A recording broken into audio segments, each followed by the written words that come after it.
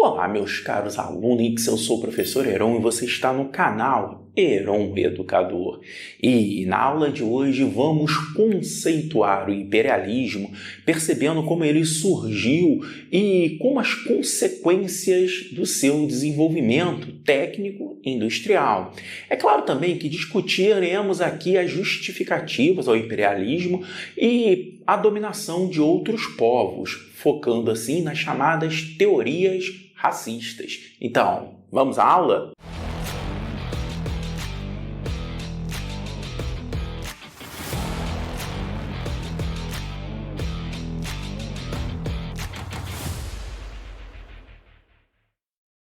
Gostaria de iniciar essa aula dizendo que, para entender o tema imperialismo, é necessário perceber a evolução do capitalismo e da industrialização.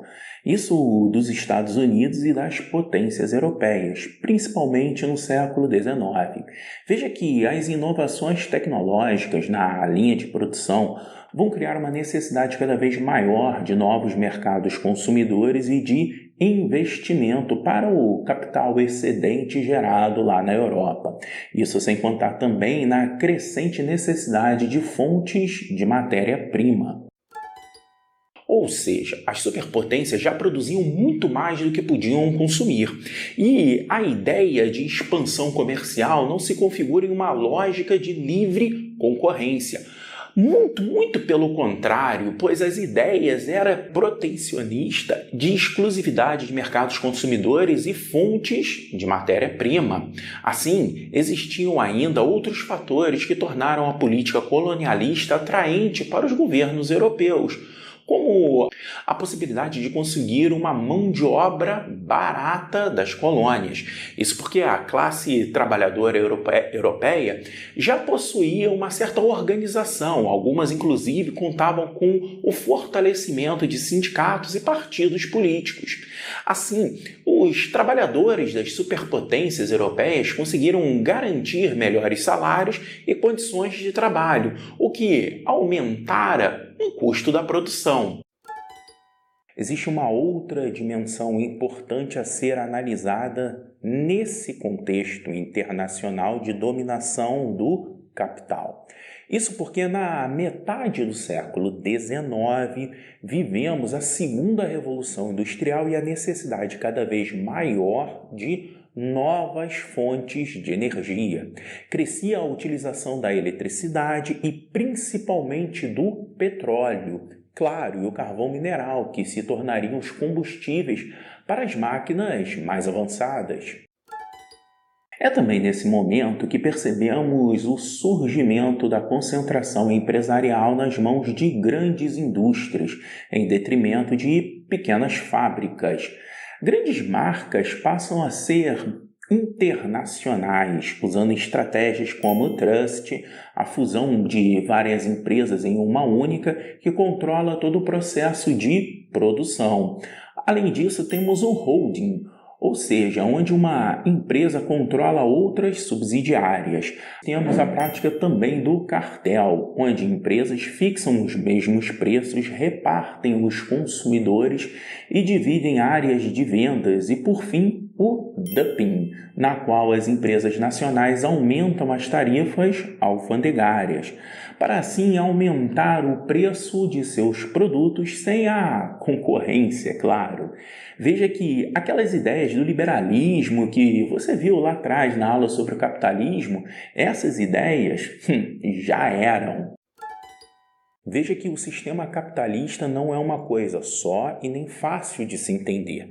Perceba também que, em sua construção histórica, ele passa por diversas fases e, se levarmos em conta a ideia de liberdade de mercado, facilmente podemos perceber que houve momentos de maior liberdade e momentos de menor liberdade, sempre sob o olhar dos interesses, ora de estatais, ora de marcas multinacionais. Prova disso é o atual momento do capitalismo em que vivemos. Olha, aqui na América podemos identificar as ações dos Estados Unidos como de cunho imperialista.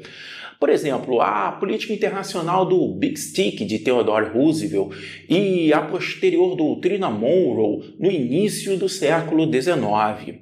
Olha, na Europa, as superpotências como Inglaterra e França foram as pioneiras em ações de invasão e dominação territorial, principalmente em países da África, Ásia e Oceania. E é claro que não tardou para outras potências, como a Itália e a Alemanha, por exemplo, na segunda metade do século XIX, também já expandirem as suas áreas de dominação pelo mundo. Sem dúvida que o mundo ficara em pouco tempo pequeno para a ação imperialista europeia, e novos arranjos e divisões deveriam ser promovidas. Assim, em 1884 para 85 ocorre a chamada Conferência de Berlim, onde foi discutido e dividido os domínios das áreas de influências europeias.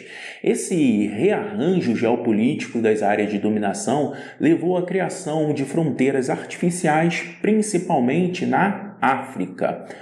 Um dos fatores importantes para entendermos muitos dos conflitos internos no continente que levam às diversas e atuais guerras civis africanas.